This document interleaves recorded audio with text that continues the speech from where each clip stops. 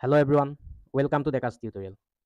আমি এটা নতুন সিৰিজ তোমালোকৰ ষ্টাৰ্ট কৰিছোঁ যিটো হ'ব তোমালোকৰ আসাম পুলিচ ABN UB। ঠিক আছে, আজিৰ যিটো আমাৰ ক্লাছ হ'ব ক্লাছ নাম্বাৰ 1 আৰু আজি আমি ডিছকাছ কৰিম তোমালোকৰ মেথমেটিক্সৰ একেবাৰে বেছিক টপিক কেইটামান। ঠিক আছে, মেথমেটিক্সৰ তোমালোকৰ বেছিকৰ পৰা কেনেকুৱা ধৰণৰ কুৱেশ্যন আহিব পাৰে সেই একেবাৰে বেছিকখিনি আমি ডিছকাছ কৰিম আৰু আগলৈ আমাৰ ক্লাছবিলাক তেতিয়া কণ্টিনিউ হৈ গৈ থাকিব। আমি তোমালোকৰ অলপ মডাৰেট আৰু তাৰ পৰা টাফ কুৱেশ্যন কেনেকুৱা ধৰণৰ আহিব পাৰে সেই কুৱেশ্যনবিলাক আমি চিৰিয়েল ৱাইজ ডিছকাছ কৰি গৈ থাকিম। ঠিক আছে, আৰু কোনোবা যদি আমাৰ চেনেললৈ নতুনকৈ আহিছা তেন্তে চেনেলটো ছাবস্ক্ৰাইব কৰি যাবা। এতিয়া আজিৰ যিটো আমাৰ কুৱেশ্যন, ফাৰ্ষ্ট কুৱেশ্যনটো দিছে what is the value of 25% of 160। ঠিক আছে, 160 25%ৰ মূল্য কিমান আমাক সুধিছে। এতিয়া তোমালোকে কেনেকৈ কৰিবা চোৱা, 160ৰ 25% মূল্য কিমান আমি উলিয়াব লাগে, হয়নে? আমি এতিয়া কেনেকৈ উলিয়াম? আমাক কি দিয়া আছে 160, হয়নে? 160ৰ ৰটো যিটো অফ হ'ব বা ৰ হ'ব সেই ৰটোৱে আমাক কি বুজায়?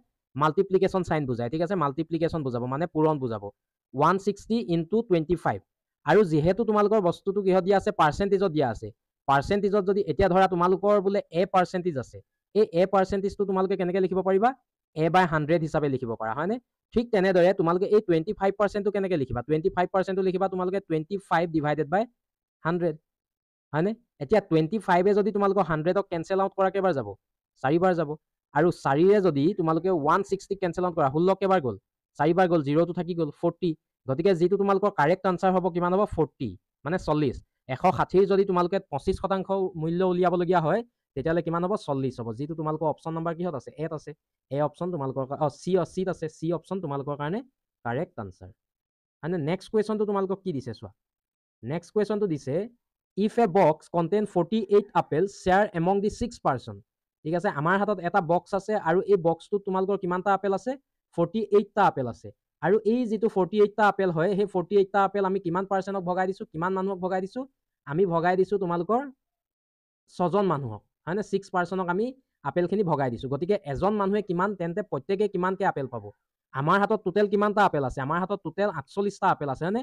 আৰু কিমানজনক ভগাই দিছোঁ আমি? 6জনক। 6ৰে যদি আমি হৰণ কৰি দিওঁ কিমান হ'ব? 8 হ'ব, হয়নে? 8টো তোমালোকৰ অপশ্যন নম্বৰ কিহত আছে? ডিত আছে। D option correct answer. বুজিছা? একেবাৰে সহজ কুৱেশ্যন হয়। নেক্সট কুৱেশ্যনটো তোমালোকক কি দিছে চোৱা।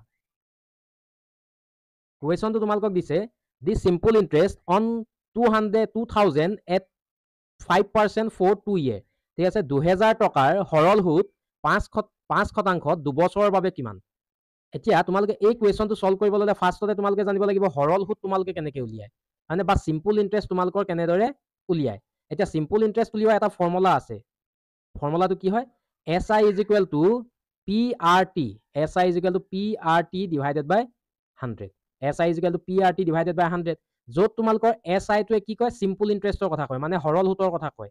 P-টোৱে তোমালোকক কি কয়? মূলধনৰ কথা কয়, মানে প্ৰিন্সিপাল। R-টোৱে তোমালোকক কয় ৰেট অফ ইণ্টাৰেষ্ট। ঠিক আছে, আৰে কয় rate of interest. Rate of interest মানে হৈ গৈছে তোমালোকৰ সুদ। আৰু T-টোৱে তোমালোকক কি কয়? T-টোৱে বুজায় তোমালোকক টাইম ডিভাইডেড বাই 100। এতিয়া তোমালোকক ইয়াত কি দিয়া আছে চোৱা, 2000 টকা তোমালোকৰ হাতত আছে, সেইটো কি হিচাপে আছে? মূলধন হিচাপে আছে, মানে প্ৰিন্সিপাল। প্ৰিন্সিপাল কিমান আছে? 2000 ৰুপিজ। তাৰপিছত তোমালোকৰ ৰেট অফ ইণ্টাৰেষ্ট কিমান আছে? ৰেট অফ ইণ্টাৰেষ্ট আছে তোমালোকৰ যিটো সুদ আছে, সুদটো কিমান পাৰ্চেণ্ট সুদ লাগিছে? 5% তোমালোকৰ সুদ লাগিছে। আৰু টাইমটো তোমালোকৰ কিমান দিয়া আছে? টাইমটো দিয়া আছে 2 year। টাইমটো কিমান দিয়া আছে তোমালোকৰ? 2 year। এতিয়া তোমালোকে কেনেকৈ কৰিবা চোৱা। তোমালোকে কৰিবা SI ইজ ইকুৱেল টু কি কৰিবা? SI is equal to PRT divided by 100। P কিমান দিয়া আছে তোমালোকৰ? 2000, হয়নে? P ভেলু 2000 দিয়া আছে। R-ৰ ভেলু কিমান দিয়া আছে? 5। আৰু টাইমটো কিমান দিয়া আছে? 2 ডিভাইডেড বাই 100। এতিয়া তোমালোকে 0 0 0 0 কেনচেল আউট কৰি দিলা, হয়নে নহয়? এইটো কিমান হৈ গ'ল? 10 + 20, হয়নে? 20 প্লাছ নহয়, ইনটু 20 ইনটু 10, মানে তোমালোকৰ যিটো চিম্পল ইণ্টাৰেষ্ট হ'ব 2000 টকাৰ, সেই চিম্পল ইণ্টাৰেষ্টটো তোমালোকৰ কিমান হ'ব? 2000 ৰুপিজ। ঠিক আছে, 200 ৰুপিজ। যিটো তোমালোকৰ অপশ্যন নম্বৰ কিহত আছে? ডি এত আছে। D option correct answer. নেক্সটটো যদি তোমালোকে চাবলৈ যোৱা, নেক্সটটো তোমালোকক কি দিছে? তোমালোকক উলিয়াবলৈ দিছে পৰিধি উলিয়াবলৈ দিছে। কাৰ পৰিধি উলিয়াবলৈ দিছে? বৰ্গৰ পৰিধি, হয়নে? এইটো আমাৰ কাৰণে কি হৈ যাব? এটা বৰ্গ। এইটো আমাৰ কাৰণে কি হৈ গ'ল? বৰ্গ। এতিয়া বৰ্গটো তোমালোকৰ চাৰিসীমা কি হয়? বৰ্গৰ চাৰিসীমা সদায় কি হয়? সমান। যদি এইটোৰ ভেলু A হয়, ইয়াৰ ভেলু A হ'ব, ইয়াৰ ভেলু A হ'ব, এইটোৰ ভেলু কিমান হ'ব? A হ'ব। এতিয়া বৰ্গৰ যদি আমাক পেৰিমিটাৰ উলিয়াবলৈ দিয়ে, পৰিধি উলিয়াবলৈ দিয়ে, তেতিয়াহ'লে আমি কেনেকৈ উলিয়াওঁ? 4 × A, মানে 4টা বাহু আমি কি কৰি দিওঁ? যোগ কৰি দিওঁ। আৰু যদি এৰিয়া উলিয়াবলৈ দিয়ে তোমালোকে কি কৰি দিয়া? A square. এতিয়া যিহেতু আমাক কি উলিয়াব দিছে পৰিধি, পৰিধি মানে পেৰিমিটাৰ বুলি কওঁ আমি। পেৰিমিটাৰ ইজিকেল টু কিমান, প্ৰতিটো বাহুৰ দিশ কিমান দিছে 5 চেণ্টিমিটাৰ, মানে কিমান হ'ব 4 × 5। গতিকে তোমালোকৰ আনচাৰটো কিমান হ'ব 20 চেণ্টিমিটাৰ। আৰু 20 চেণ্টিমিটাৰ ক'ত আছে, অপশ্যন নাম্বাৰ বিত আছে, বি অপশ্যন কাৰেক্ট। নেক্সটটো তোমালোকে চোৱা, নেক্সটটো তোমালোকক দিছে যদি কোনো মানুহে 4 কিলোমিটাৰ পূবে আৰু 3 কিলোমিটাৰ উত্তৰ দিশে খোজকাঢ়ি যায় তেন্তে আৰম্ভণিৰ পৰা দূৰত্ব বিচাৰক। আৰম্ভণিৰ পৰা তেওঁ যিটো দূৰত্ব হ'ব কিমান হ'ব। ঠিক আছে, এজন মানুহে কি কৈছে 4 কিলোমিটাৰ পূবে, ধৰা মানুহজনৰ পজিশ্যনটো ইয়াৰ পৰা ষ্টাৰ্ট হৈছে, পূব হ'লে কোনফালে যাব, এইফালে যাব, 4 কিলোমিটাৰ পূবত গ'ল। আৰু তেওঁ কি গ'ল তোমালোকৰ 3 কিলোমিটাৰ নৰ্থত গ'ল, মানে উত্তৰ দিশে 3 কিলোমিটাৰ গ'ল, এইপিনে 3 কিলোমিটাৰ গ'ল।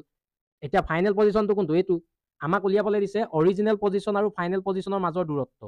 ঠিক আছে, এই দুটাৰ মাজৰ আমি দূৰত্বটো উলিয়াব লাগে, হয়নে, এই দুটাৰ মাজৰ আমি যিটো ডিষ্টেঞ্চ হয় সেই ডিষ্টেঞ্চটো আমি ওলাব লাগে। এতিয়া আমি কেনেকৈ উলিয়াম, এতিয়া তোমালোকে পঢ়িছিলা পাইথাগোৰাছৰ থিয়ৰেম। ঠিক আছে, পাইথাগোৰাছৰ তোমালোকৰ থিয়ৰেম পঢ়িছিলা। পাইথাগোৰাছৰ থিয়ৰেমত কি লাগে, আমাক লাগে এটা ৰাইট এংগুল লাগে, হয়নে। এইটো তোমালোকৰ এটা ৰাইট এংগুল বনি গৈছে, সমকোণী ত্ৰিভুজ বনিছে। ধৰি লোৱা তোমালোকৰ এ বি চি এটা ৰাইট এংগুল, এই এ চিডাল তোমালোকৰ কাৰণে কি হৈ গ'ল হাইপটেনাছ, এ বিডাল তোমালোকৰ কাৰণে কি হৈ গ'ল বেছ মানে ভূমি, আৰু বি চিডাল তোমালোকৰ কাৰণে কি হৈ গ'ল লম্ব মানে পাৰপেণ্ডিকুলাৰ। আমি কি জানো A C square is equal to A B square plus B C square. আমাক লাগে কি এইডাল লাগে, এ চি লাগে, মানে আমাক কি লাগে এ চিডাল লাগে। এ চিডাল যদি আমাক লাগে তেতিয়াহ'লে √/ A B square plus B C square আমি কৰি দিলোঁ। এ বিৰ ভেলুটো আমি কিমান পাইছোঁ চোৱা, এ বিৰ ভেলু পাইছোঁ আমি 4 স্কোৱাৰ, হয়নে, আৰু বি চিৰ ভেলু পাইছোঁ আমি 3 স্কোৱাৰ। গতিকে কিমান হৈ যাব 16 + 9 মিনছ তোমালোকৰ √/25। আৰু 25ৰ যদি তোমালোকে বৰ্গমূল লোৱা স্কোৱাৰ ৰুট লোৱা কিমান হ'ব 5 কিলোমিটাৰ, হয়নে, 5 হ'ব, কিলোমিটাৰটো আমাৰ ইউনিট, যিটো তোমালোকৰ অপশ্যন নাম্বাৰ কিহত আছে এত আছে। এ অপশ্যন তোমালোকৰ কাৰণে কাৰেক্ট আনচাৰ। নেক্সটটো দিছে তোমালোকৰ profit and loss. Profit and লছৰ তোমালোকক দিছে CP = 200, মানে CP মানে তোমালোকৰ কষ্ট প্ৰাইচ, মানে আমাৰ কিনা দাম। কিনা দাম আমাক কিমান দিয়া আছে, কিনা দাম দিয়া আছে তোমালোকৰ 200 টকা। আৰু তোমালোকক বেচা দাম কিমান দিছে, বেচা দাম দিছে তোমালোকৰ 250 টকা। তেতিয়াহ'লে তোমালোকে উলিওৱা প্ৰফিট পাৰ্চেণ্টেজ কিমান হ'ল। এতিয়া তোমালোকে জানিব লাগিব প্ৰফিট পাৰ্চেণ্টেজ আমি কেনেকৈ উলিয়াওঁ। প্ৰফিট পাৰ্চেণ্টেজ আমি উলিয়াওঁ, যিহেতু আমাৰ প্ৰফিট হৈছে, প্ৰফিট হ'লে কি হ'ব লাগিব চেলিং প্ৰাইচটো বেছি হ'ব লাগিব। চেলিং প্ৰাইচ মাইনাছ কষ্ট প্ৰাইচ ডিভাইডেড বাই কষ্ট প্ৰাইচ মানে কিনা দাম ইনটু 100%, যিহেতু পাৰ্চেণ্টেজ উলিয়াব কৈছে। এতিয়া আমাক চেলিং প্ৰাইচ কিমান দিয়া আছে, মানে বস্তুটো বেচা দাম কিমান দিয়া আছে 250, আৰু কিনা দাম কিমান হয় 200 টকা, ডিভাইডেড বাই কিনা দাম 200 টকা ইনটু 100%, হয়নে, কিমান হ'ব তোমালোকৰ 50 ডিভাইডেড বাই 200 ইনটু 100%। 0 0 0 0 কেঞ্চেল আউট, 2 যদি 25, 50 যদি তোমালোকে কেঞ্চেল আউট কৰা কিমান হ'ব 25%, যিটো তোমালোকৰ অপশ্যন নাম্বাৰ চিত আছে। আমাৰ কিমান পাৰ্চেণ্ট প্ৰফিট হৈছিলে, প্ৰফিট হৈছিলে আমাৰ 25%, option number C correct answer. Next কুৱেশ্যনটো কি দিছে চোৱা, কুৱেশ্যনটো দিছে যদি কোনো সংখ্যাৰ 25% 15 হয় তেন্তে সংখ্যাটো কিমান। ঠিক আছে, এতিয়া চোৱা আমাক দিয়া আছে এটা বস্তুৰ 25%, ঠিক আছে, 25% of x is equal to 15। এটা বস্তুৰ 25% কিমান 15, গতিকে গোটেই বস্তুটো কিমান হ'ব 25টোক আমি কেনেকৈ লিখিব পাৰোঁ 25 divided by 100 into x is equal to 15। এইটো কেইবাৰ গ'ল 4বাৰ গ'ল, গতিকে তোমালোকৰ xৰ ভেলু কিমান ওলালে xৰ ভেলু ওলাব তোমালোকৰ 60, হয়নে, 60 তোমালোকৰ কি হ'ব কাৰেক্ট আনচাৰ। ক্ৰছ মাল্টিপ্লিকেশ্যন কৰি দিলোঁ আমি, গতিকে তোমালোকৰ বি অপশ্যন কাৰেক্ট আনচাৰ। নেক্সটটো চোৱা, নেক্সটটো তোমালোকক দিছে এই 0.09টোক 0.09টোক আমি কিহলৈ নিব লাগে পাৰ্চেণ্টেজলৈ নিব লাগে। কেনেকৈ নিম, যদি আমি এটা বস্তু পাৰ্চেণ্টেজলৈ নিবলগীয়া হয় তেতিয়াহ'লে আমি কিহে মাল্টিপ্লিকেশ্যন কৰিব লাগে, আমি সদায় 100 মাল্টিপ্লিকেশ্যন কৰিব লাগে, হয়নে। এতিয়া 0.09ক যদি আমি 100 মাল্টিপ্লিকেশ্যন কৰি দিওঁ, এটা আগত দশমিক আছে, দুটা আগত, ইয়াত দুটা আগত দুটা আছে, গতিকে তোমালোকৰ কিমান হ'ব এইটো 9% হ'ব, যিটো তোমালোকৰ অপশ্যন নাম্বাৰ কিহত আছে এত আছে, এ অপশ্যন কাৰেক্ট আনচাৰ।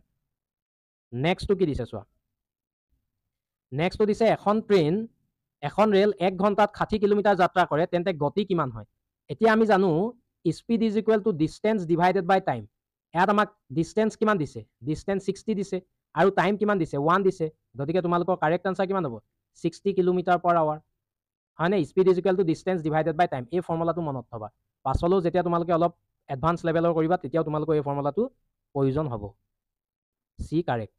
নেক্সটটো যদি তোমালোকে চাবলৈ যোৱা, if a is equal two 1 b is equal two 2 3 c is equal to 3 মানে এলফাবেটৰ আমাৰ প্ৰতিটোৰে তোমালোকক কি দিছে এৰ ভ্যালু বিৰ ভ্যালু চিৰ ভ্যালু দিয়া আছে ঠিক তেনেদৰে জেডৰ লকে তোমালোকৰ ভ্যালু জেডৰ ভ্যালু কিমান হ'ব 26 আৰু টি টো তোমালোকৰ ক'ত থাকিব ইয়াতে থাকিব টিৰ যিটো তোমালোকৰ নাম্বাৰিং যদি তোমালোকে কৰা এলফাবেট কিটা টি নাম্বাৰিং কিমান হ'ব তোমালোকৰ 20 হয় ঠিক আছে এয়াৰ নাম্বাৰ কিমান 3 এয়াৰ তোমালোকৰ 2 আৰু এয়াৰ 1 এতিয়া আমাক সুধিছে কেটৰ যিটো ভ্যালু হয় কেটৰ ভ্যালু কিমান হয় চিৰ ভ্যালু কিমান 3 প্লাস এৰ ভ্যালু কিমান হ'ব তোমালোকৰ 1 প্লাস আৰু টি ভ্যালু কিমান 20 গতিকে তোমালোকৰ কাৰেক্ট আনসাৰ কিমান হ'ব 24 যেটো তোমালোকৰ অপশন নাম্বাৰ কিহত আছে এত আছে এ অপশন কাৰেক্ট আনসাৰ